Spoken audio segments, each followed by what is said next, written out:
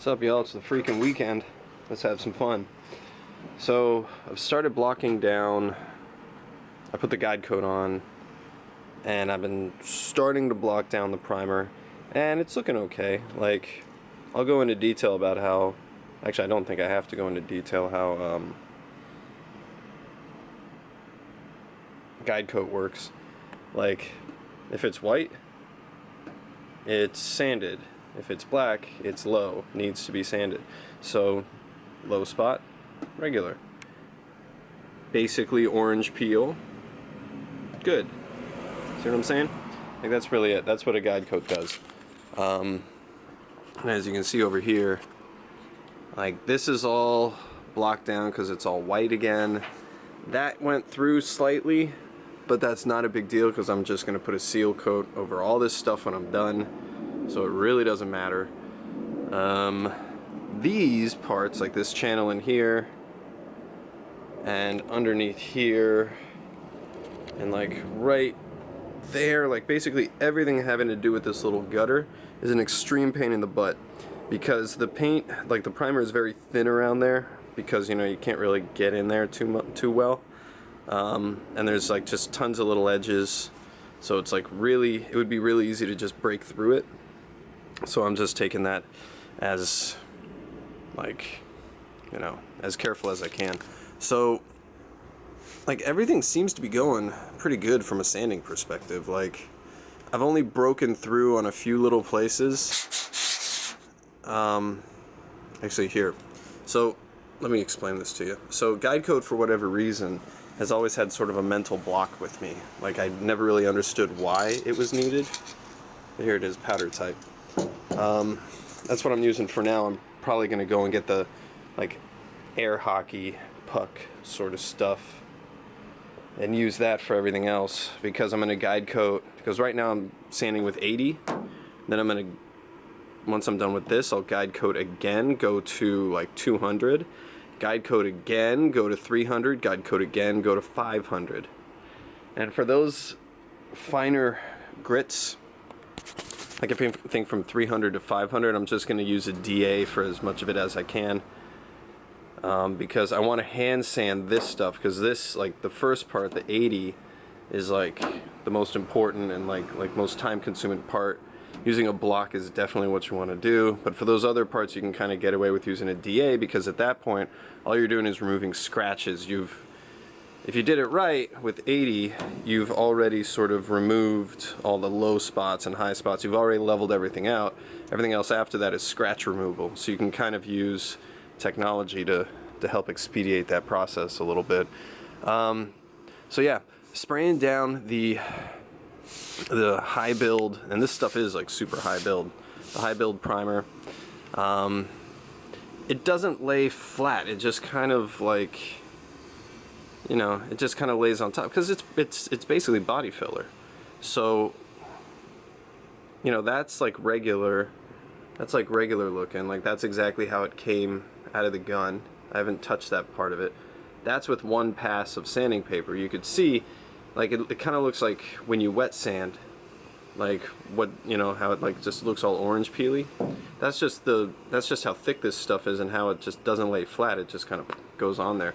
So pretty much you just go until it starts to go away.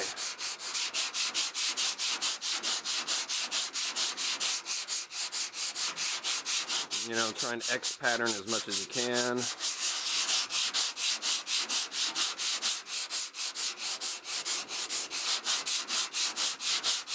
And just with a few passes, you already see that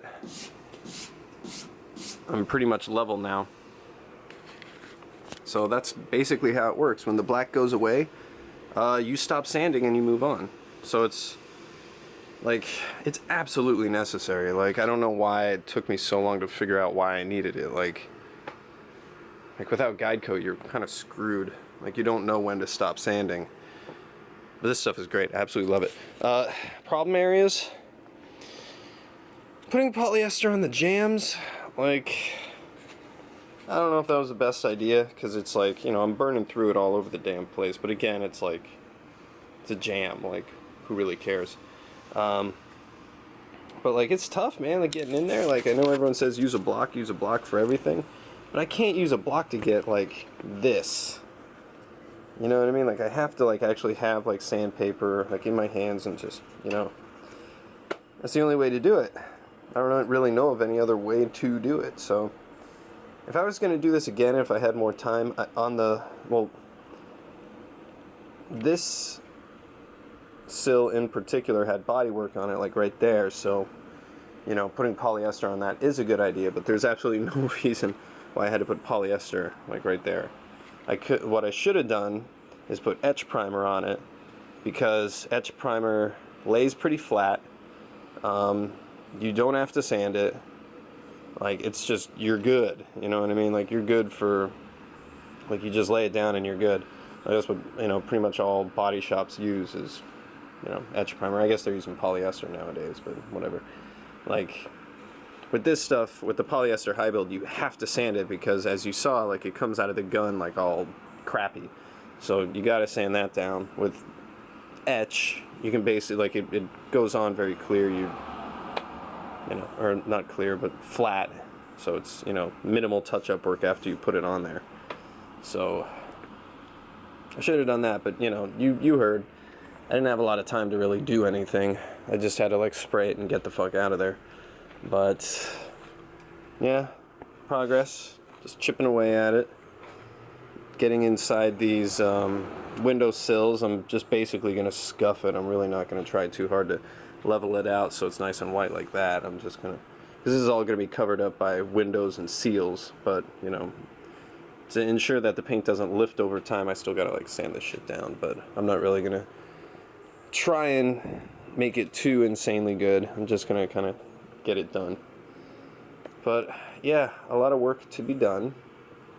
Again, I'm going to hand sand the entire car with 80, and once I get to 180, well, 180 I think I might hand sand as well, but once I get to like 300 and then 500, I'm using the orbital on that.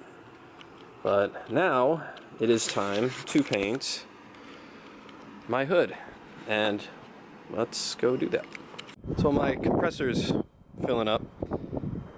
I'm etch priming this, the underside of the hood, because it's the underside of a hood, for God's sake. Like, it doesn't need to be filled, it doesn't need to be perfect. The other side of the hood does, so that gets polyester primer. But this is just going to get an etch primer. I'm just going to leave it at that. God damn, it's windy. Maybe I should wait a little bit. Well, anyways, yeah, and also, like, because all the nooks and crannies and all that shit, like, it'd be a pain in the ass to actually, like, block it down, so I'm just not going to bother. I'm just going to etch prime this whole thing, then flip it over and polyester primer.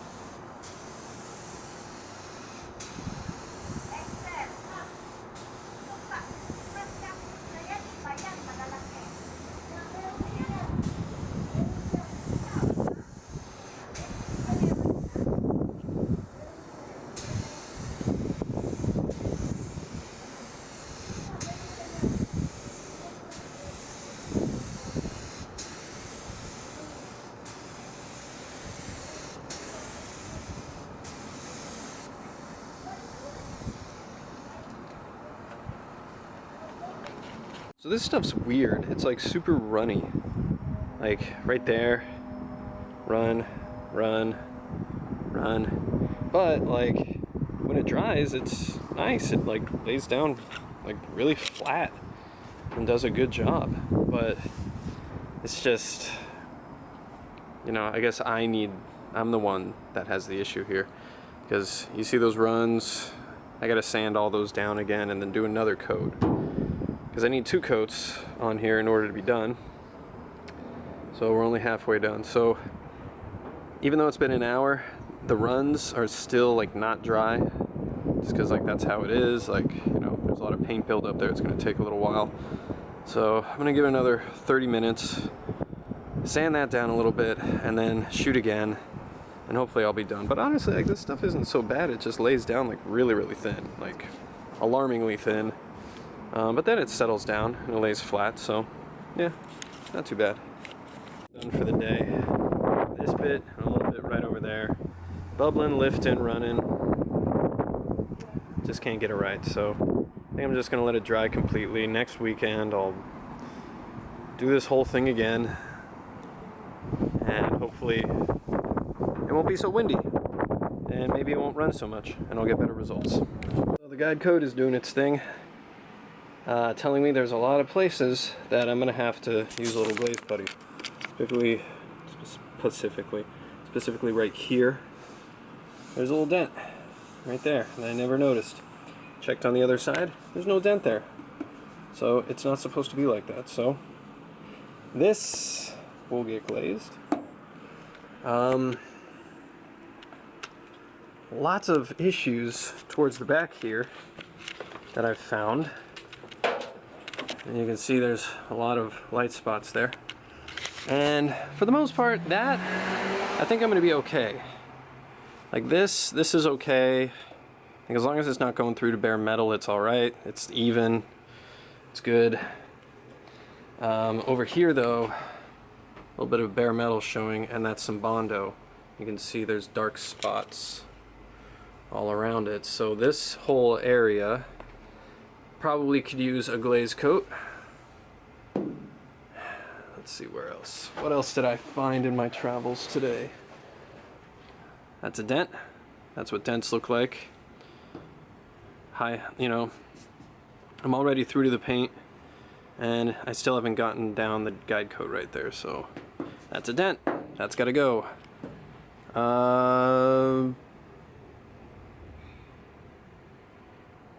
Please. Why am I so bad at talking today?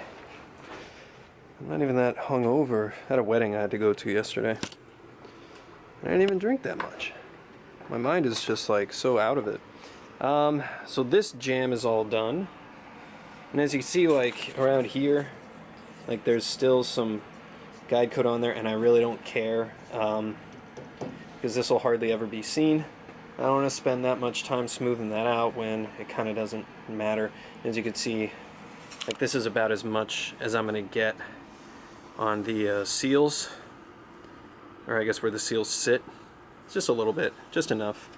I'm not going to go crazy, not going to try and get it perfect, but you know, just enough to sand it down. And up here, if I could take you inside and up, oh, we got some problems. So this part right here was salvageable, like, you know, it's gotten through to the paint in a few places, but again, like this sealer, like if it still all holds up once I get to 500 and I put the sealer on there, we're all good. But this is a hot mess right here. Like this is just, ugh. So I'm gonna have to at least put a coat of SCM, like primer on there, like from the spray can. Apparently that stuff mixes really well with Evercoat stuff, and I can just, so that's good. High spot there, low spot there. That's probably a big old dent.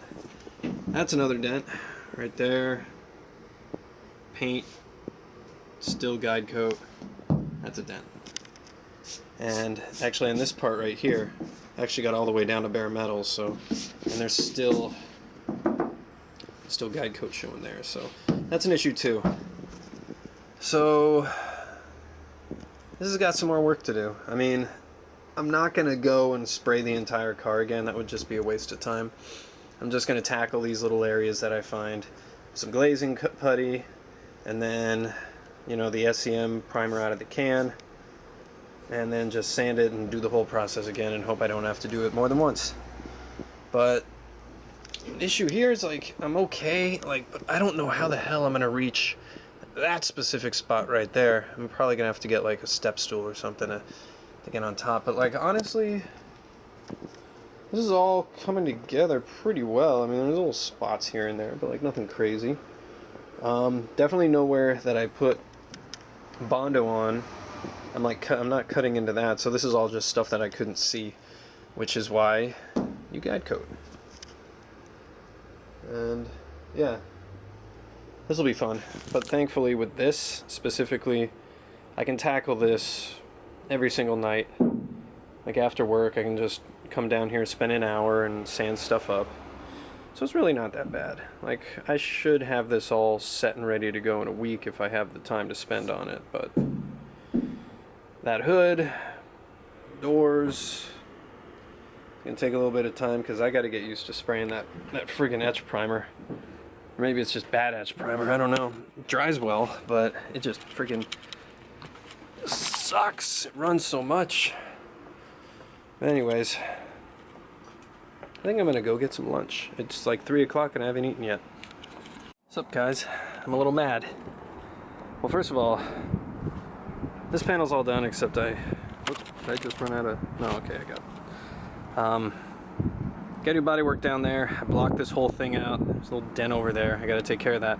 There's a dent up top. I took care of that and I put the, what do you call it, spot primer down there. That's really good. This one's pretty much ready for another guide coat and then, you know, trying to get rid of the 80 scratches. But this one, unfortunately, I had up here on the garbage cans. Something happened and it just went bang bang, hit the ground, and now I have 2 or 3 new dents to worry about. This nice gash right there, this little guy right here, and this little guy right here. So it really doesn't take a lot to dent these things. Like, it just barely fell, and it just huge ass gap, and 2 down there. I might seem calm, but I'm pretty pissed. Okay, so now there's this mess. Trying to use this etch primer. Still won't level out. Like, it's still awful.